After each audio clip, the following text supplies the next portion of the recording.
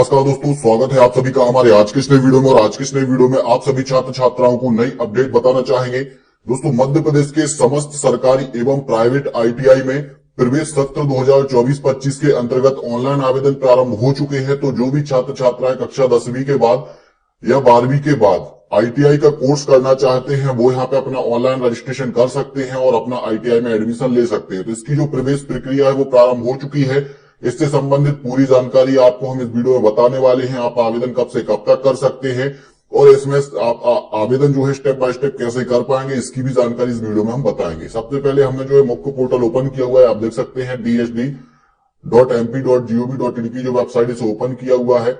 यहाँ पे ओपन होने के बाद आप देख सकते हैं ऑनलाइन प्रवेश 2024-25 पंजीकरण प्रारंभ हो चुके हैं और यहाँ पे लिंक आ चुका है। तो यहाँ पे आपको क्या करना है, आईटीआई प्रवेश 2023 का ऑप्शन है, इसे अपडेट कर दिया जाएगा। तो यहाँ पे 24 आ जाएगा। अभी पुराना पोर्टल है तो अपडेट नहीं हो पाया। तो यहाँ पे आप देख सकते हैं सबसे पहले यहाँ पे समय सारणी दी गई है। तो यहाँ पे आपके 1 मई 2024 से आवेदन प्रारंभ हो चुके हैं और यहाँ पे आपका जो प्रवेश विवरणिका है वो या रूल बुक है वो यहाँ पे दी गई है और आईटीआई की जो ट्रेडों की लिस्ट है वो भी यहाँ पे दी गई है। तो आप चेक कर सकते हैं। साथ ही रजिस्ट्रेशन के लिए यहाँ पे जो रजिस्ट्रेशन करने का ऑप्शन है, यहाँ पे जाकर रजिस्ट्रेशन कर सकते हैं। रजिस्ट्रेशन से पहले समस्त आवेदक जो मध्य प्रदेश के मूल निवासी हैं, उनके पास जो समग्र पोर्टल का समग्र आईडी है, उनका जो केवाईसी है, अगर वो नहीं है तो आप आवेदन नहीं कर सकते हैं। तो समस्त छात्र छात्राएं अपना समग्र आईडी का केवाईसी करवाएं, इसके बाद ही आपका यहाँ पे ऑनलाइन आवेदन फिल होगा। और आप अगर SC ST और ओबीसी कैटेगरी से आते हैं या ईडब्ल्यूएस से आते हैं तो आपके पास जो प्रमाण पत्र है वो पूरी तरह से डिजिटल होना चाहिए, तभी आपका यहाँ पे ऑनलाइन आवेदन हो पाएगा। तो यहाँ पे कुछ रूल्स चेंज किए गए हैं जिन्हें आपको विशेष ध्यान देना है, इसके बाद ही ऑनलाइन आवेदन करना है। अब यहाँ पे हम इसकी जो जानकारी है, अब इसमें हम समय सारणी और रूल बुक देख लेते हैं कि आप आवेदन कब से कब तक कर पाएंगे। तो यहाँ पे जो पीडीएफ हम उसे ओपन करते हैं, आप देख सकते हैं कौशल विकास संचालन मध्य प्रदेश द्वारा यहाँ पे जो नोटिफिकेशन जारी किया गया है, जिसमें समस्त शासकीय आईटीआई में सत्र 2024-25 में ऑनलाइन आवेदन प्रारंभ हो चुके हैं, जिसमें आप एनसीबीटी और एससीबीटी कोर्स के लिए आवेदन कर सकते हैं। आवेदन आप कब से कब तक कर पाएंगे, तो यहाँ पे ऑनलाइन आवेदन की जो डेट दी गई है वो 1/5/2024 से 20/5/2024 तक रखी गई है। यानी 1 मई 2024 से 20 मई 2024 के बीच में आप अपना ऑनलाइन आवेदन कर सकते हैं।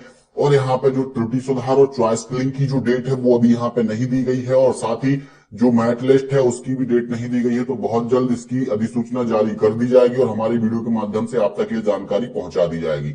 अब आवेदन कैसे करना है, तो step by step full process हम देख लेते हैं ताकि आवेदन करते समय आपको कोई प्रॉब्लम ना जाए।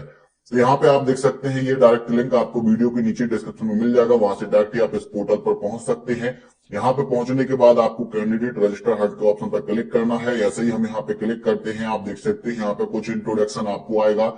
यहाँ पे आपको सबसे पहले ध्यान देना है, मध्य प्रदेश के जो आवेदक हैं, जो मूल निवासी हैं और आईटीआई में प्रवेश लेना चाहते हैं, तो उनके पास जो समग्र आईडी है उसका केवाईसी होना अनिवार्य है। अगर केवाईसी नहीं है तो आप आवेदन प्रक्रिया आगे नहीं बढ़ा सकते। साथ ही जो मध्य प्रदेश के मूल निवासी हैं उनके पास SC ST ओबीसी और ईडब्ल्यूएस का जो प्रमाण पत्र है वो पूरी तरह से डिजिटल होना चाहिए। यानी आपका जो डिस्ट्रिक्ट द्वारा जो डाटा है वो लिया जाएगा और आपका जो मोबाइल नंबर है और ईमेल आईडी है वो भी आपका सही होना अनिवार्य है, तब जाकर आप यहाँ पे अपना ऑनलाइन आवेदन कर सकते हो। तो यहाँ पे हम कंफर्म करते हैं। इसके बाद यहाँ पे आपसे पूछा जाता है कि आप मध्य प्रदेश के मूल निवासी हैं। अगर मध्य प्रदेश के मूल निवासी हैं तो यहाँ पे यस के ऑप्शन पर क्लिक करेंगे। अगर मध्य प्रदेश से बाहर के निवासी हैं तो नो के ऑप्शन पर क्लिक करेंगे। तो हम यहाँ पे यस के ऑप्शन पर क्लिक करेंगे। यहाँ पे आपको आपका समग्र आईडी लिखना है। तो आवेदक को अपना 9 अंकों का समग्र आईडी यहाँ पे लिखना है और वेरीफाई समग्र के ऑप्शन पर क्लिक करना है। तो आपका जो समग्र आईडी है उसका इंफॉर्मेशन यहाँ पे खुल जाएगा। तो यहाँ पे हम इंफॉर्मेशन भर लेते हैं, इसके बाद नेक्स्ट प्रोसेस देखते हैं। तो जैसे ही हम यहाँ पे समग्र आईडी का वेरीफाई करेंगे तो यहाँ पे जो हमारा समग्र आईडी से मोबाइल नंबर रजिस्टर्ड है उस पर ओटीपी आएगा। इसे आपको ओपन करना है और यहाँ पे आपके पास जो मोबाइल पर ओटीपी आया है वो ओटीपी आपको यहाँ पे फिल कर लेना है। अगर आपका मोबाइल नंबर नहीं है, सही नहीं है या कोई और मोबाइल नंबर है तो आप अपना मोबाइल नंबर सबसे पहले केवाईसी करवाएं, अपडेट करवाएं, वहां पे आपका मोबाइल नंबर आ जाएगा। इसके बाद हम वेरीफाई ओटीपी को ऑप्शन पर क्लिक करेंगे। आपका जो नाम है वो समग्र आईडी के हिसाब से आपका यहाँ पे पूरा नाम आ जाएगा। अब आप अगर इसे एडिट करना चाहते हैं, आपका नाम गलत आता है, जैसे कि एग्जाम्पल के लिए आप देख सकते हैं कैंडिडेट का नाम आ रहा है, यहाँ पे आवेदक का नाम हिंदी में है। अगर ये सही है तो आप इसे कुछ नहीं करना, अन्यथा आप इसे एडिट कर सकते हैं। इसके बाद पिता का नाम है, माता का नाम है, डेट ऑफ बर्थ है, सभी जानकारी आधार कार्ड और समग्र आईडी के हिसाब से आ जाती है। इसके बाद अगर आप इसे सुधार करना चाहते हैं तो इस बॉक्स पर क्लिक करेंगे तो यहाँ पे आप जो है अपना यहाँ पे हिंदी में नाम है वो सुधार पाएंगे। इंग्लिश में नाम आप नहीं सुधार पाएंगे क्योंकि वो समग्र आईडी से आपका यहाँ पे डाटा आ जाएगा। तो ये यहाँ पे आप जैसे सुधारना चाहते हैं तो यहाँ पे आप इसे सुधार सकते हैं। तो इस टाइप से जैसे कि हम यहाँ सुधारना चाहें इस टाइप से हम इसे सुधार सकते हैं। यहाँ पे ये आपका इंग्लिश में जो है सुधार अभी नहीं होगा, हो सकता है पोर्टल अपडेट हो जाए तो फिर आप इसे सुधार पाएंगे। इसके बाद यहाँ पे आपका ये पूरा आपको जानकारी चेक कर लेना है। चेक करने के बाद यहाँ पे डेट ऑफ बर्थ है वो भी चेक कर लेना है। यहाँ पे आपको आपका एक ईमेल आईडी लिखना है। ईमेल आईडी पर सेंड ओटीपी करेंगे तो ईमेल आईडी पर एक ओटीपी आएगा, वो ओटीपी आपको यहाँ पे डालना है और जो है आपको वेरीफाई कर देना। तो यहाँ पे ये इन्फॉर्मेशन फिल करने के बाद हम सबमिट बटन के ऑप्शन पर क्लिक करेंगे। अगर आपकी जानकारी यहाँ पे ऊपर गलत है तो आप अपने ग्राम पंचायत के सचिव के पास जाकर जो है पूरी जानकारी अपडेट करा सकते हैं, सुधार करा सकते हैं, जिसमें माता का नाम, पिता का नाम, डेट ऑफ बर्थ और आपका नाम जो है ईकेवाईसी से सुधार हो जाएगा। लेकिन जो पिता का नाम, माता का नाम है वो आप पंचायत सचिव से वेरीफाई सुधार करा सकते हैं। तो यहाँ पे इन्फॉर्मेशन करने के बाद हम नेक्स्ट प्रोसेस देख लेते हैं। तो दोस्तों ईमेल ओटीपी वेरीफाई करने के बाद इस टाइप से आपको रजिस्ट्रेशन नंबर मिल जाएगा। इसे आपको लिख लेना है, नोट कर लेना है। आपका पासवर्ड, आपका डेट ऑफ बर्थ होगा। इसके बाद यहाँ पे कंफर्म पुष्टि करने के ऑप्शन पर क्लिक करना है। यहाँ पे आप देख सकते हैं आपका रजिस्ट्रेशन कंप्लीटली हो चुका है। इसके बाद आपको अगर यहाँ पे कुछ और सुधार के लिए है तो पहले सुधार करा लें, इसके बाद यहाँ पे आप आवेदन करें। यहाँ पे आपकी प्रक्रिया है, पंजीकरण होगा, शैक्षणिक योग्यता, फोटो अपलोड और पंजीकरण शुल्क और आवेदन प्रिंट। अभी चॉइस फिलिंग की डेट नहीं आई है तो आप यहाँ पे अपना रजिस्ट्रेशन करके रख लें। चॉइस फिलिंग की डेट आएगी तो आप चॉइस फिलिंग कर पाएंगे और मेरिट लिस्ट की डेट आएगी तो वो आपको इसी पोर्टल पर पूरी जानकारी देखने को मिल जाएगी। सबसे पहले हम कंप्लीट रजिस्ट्रेशन के ऑप्शन पर क्लिक करेंगे। आपका जानकारी आपके हिसाब से है। इसके बाद यहाँ पे आपको जाता कि आप मध्य प्रदेश मूल निवासी हैं तो आपने पहले सिलेक्ट किया था यस, तो यस आएगा। धर्म में आपका जो भी धर्म है सिलेक्ट कर सकते हैं। इसके बाद यहाँ पे आप किस कक्षा में आधार मतलब आईटीआई में किस कक्षा के आधार पर प्रवेश लेना चाहते हैं, कक्षा 8वीं, कक्षा 10वीं, कक्षा 10वीं, 8वीं और 10वीं। तो यहाँ पे 10वीं के आधार पे आपको एडमिशन लेना है। इसके बाद यहाँ पे अधिकतम शैक्षणिक योग्यता क्या है, आपने आईटीआई किया है, 10वीं 12वीं किया है, डिप्लोमा है, ग्रेजुएशन है, पोस्ट ग्रेजुएशन है, क्या है, तो आप यहाँ पे लिख सकते हैं। जैसे कि हम 10वीं लिख देते हैं। समग्र आईडी है, आधार कार्ड नंबर आपको यहाँ पे लिखना है, आपका जो भी आधार कार्ड नंबर है। इसके बाद मूल निवास जिले का नाम ऑटोमेटिक आ जाएगा। आपका जो लिंग है वो पुरुष ऑटोमेटिक आ जाएगा समग्र आईडी के हिसाब से। इसके बाद कोई अगर अन्य मोबाइल नंबर देना चाहते हैं तो यहाँ पे दे सकते हैं, इसे छोड़ सकते हैं। श्रेणी में आपको SC ST OBC जो भी है सिलेक्ट कर सकते हैं। यानी यहाँ पे जनरल कैटेगरी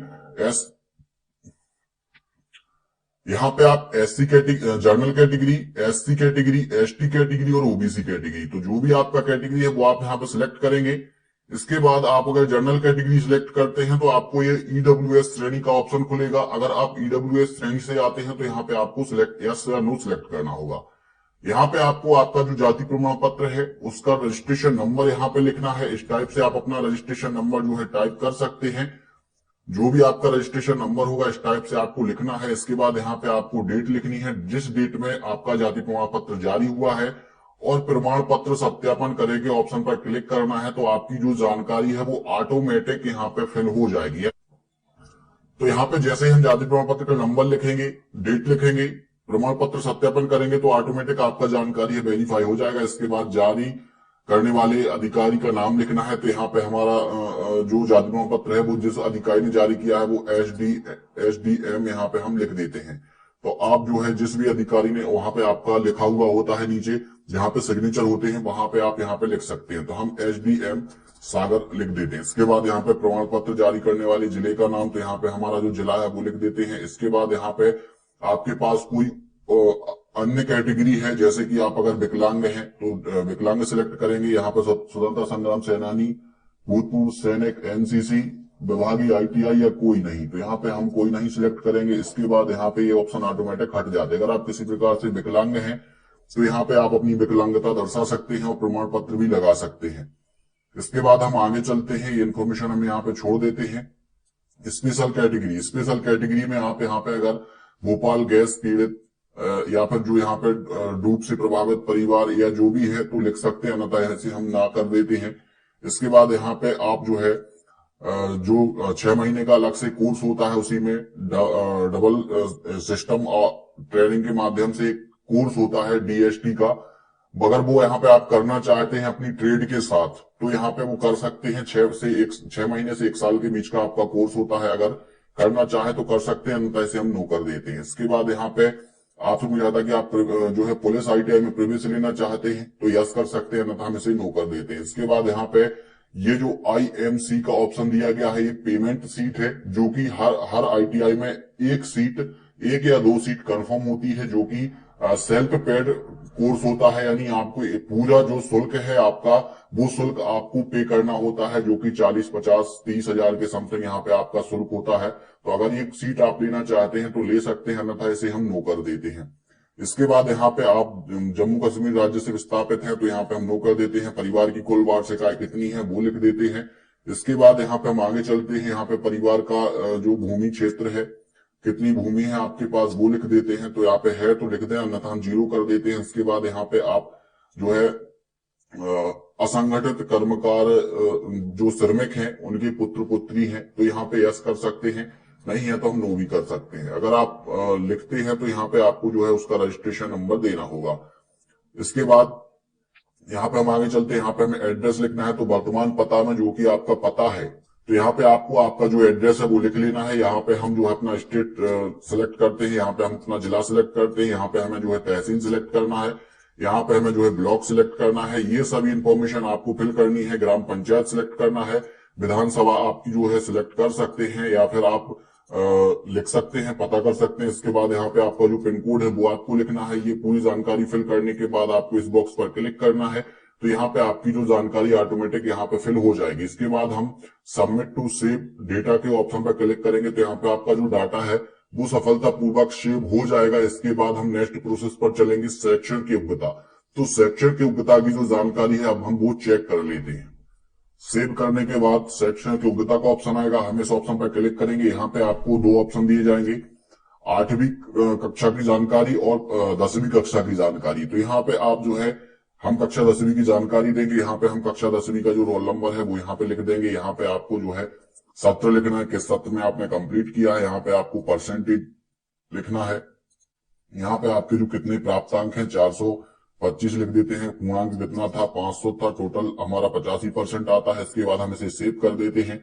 सेव करने के बाद यहाँ पे हमारा जो इमेज अपलोड का ऑप्शन आएगा, यहाँ पे हमें जो है फोटो सिग्नेचर अपलोड करना है। तो फोटो सिग्नेचर आप यहाँ पे जो आपका फोटो है 100 KB से कम और फोटो है जो 50 KB से कम में यहाँ पे अपलोड करेंगे। तो फोटो के लिए हम सबसे पहले यहाँ पे अपलोड के ऑप्शन पर क्लिक करेंगे। हमारे सामने जो यहाँ पे एक पेज ओपन होगा, यहाँ पे हमारा जहां भी फोटो है हम फोटो आपको अपलोड करके यहाँ पे दिखा देते हैं। तो इस टाइप से हमारा जो फोटो है आप देख सकते हैं, जो कि यहाँ पे 62 KB का है। यहाँ पे हमारा फोटो अपलोड हो चुका है। यहाँ पे हमारा जो सिग्नेचर है, हम इसे अपलोड कर देते हैं। ये हमारा फोटो अपलोड करेंगे ऑप्शन पर क्लिक करेंगे तो हमारा जो इन्फॉर्मेशन है पूरा फिल हो जाता है। यहाँ पे अब हमें भुगतान करना है, तो भुगतान के लिए हम इस ऑप्शन पर क्लिक करेंगे और पेमेंट भुगतान के लिए आगे बढ़ेंगे के ऑप्शन पर क्लिक करेंगे। तो यहाँ पे आपका जो पेमेंट है इस मोड पर पहुंचेगा। यहाँ पे आपको क्या करना है, पेमेंट करने के लिए आपके पास क्रेडिट कार्ड है या डेबिट कार्ड है, नेट बैंकिंग है, या फिर आप सबसे अच्छा है यूपीआई से पेमेंट कर सकते हैं। यूपीआई से पेमेंट यानी फोन पे, गूगल पे या पेटीएम, अमेजन से पेमेंट कर सकते हैं। इस ऑप्शन पर आपको क्लिक करना है। यहाँ पे आपको क्लिक करना है पेमेंट नाउ के ऑप्शन पर क्लिक कर देना। जैसे यहाँ पे क्लिक करेंगे आपको इसके बाद यस के ऑप्शन पर क्लिक करना है। तो यहाँ पे ये क्यूआर कोड का ऑप्शन है, आप इस क्यूआर कोड को स्कैन करके अपना पेमेंट कर सकते हैं, जो कि 17 रुपए का आपके यहाँ पे पेमेंट होगा। पेमेंट करने के बाद आप अपना रसीद प्रिंट कर पाएंगे। इसके बाद जो नेक्स्ट प्रोसेस है वो कॉलेज आईटीआई चॉइस फिलिंग का है। तो आईटीआई और ट्रेड चॉइस फिलिंग के लिए बहुत जल्द लिंक ओपन किया जाएगा। इसके लिए हम अलग से आपको एक वीडियो दे देंगे। अगर आप आईटीआई करना चाहते हैं तो जल्दी से जल्दी ऑनलाइन रजिस्ट्रेशन कर दें, और कोई जानकारी लेना चाहते हैं तो कमेंट कर सकते हैं।